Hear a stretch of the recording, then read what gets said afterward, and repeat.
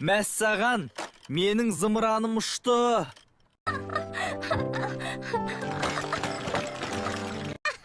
Балақайлар, бұл жерде нағыз ойыншықтар соғысыл болған сияқты ғой?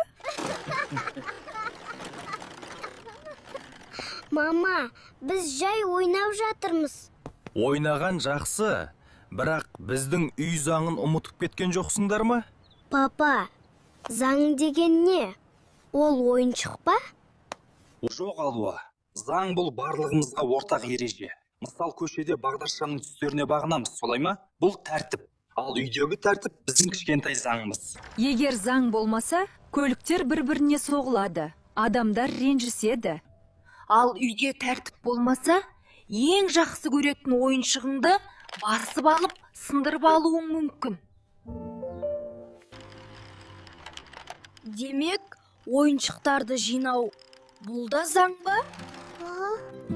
Егер бәрін орнына қойсақ, ертең оларды тез тауып аламыз.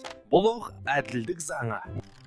Олай болса, сенің қуыршағың өз үйінде ұйықтау керек. Бұл бақ оның заңы. Елестетіп көріңдерші. Егер әлемде ешқандай ереже болмаса, не болар еді? Көліктер бағдаршамның қызыл түсіне тоқтамай, ал мектепте сабақ ортасында бәрі айқайлап кетсе. Нағыз берекетсіздік орнар еді, солай емес пе? Жоқ, сілікері.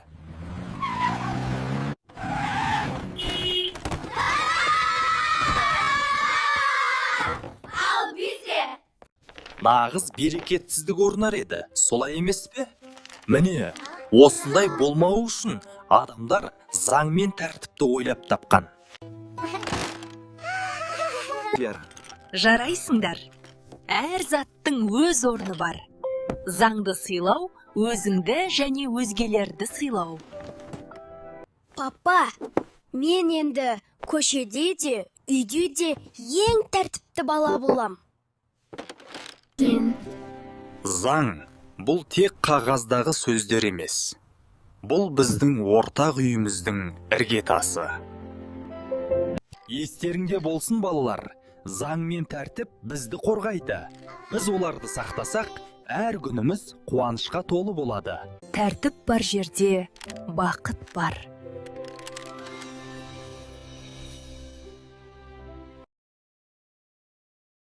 Біз тәртіпті сақтау арқылы өзіміз тұратын қаланы, мектепті және отбасымызды бақытты әрі қауіпсіз етеміз.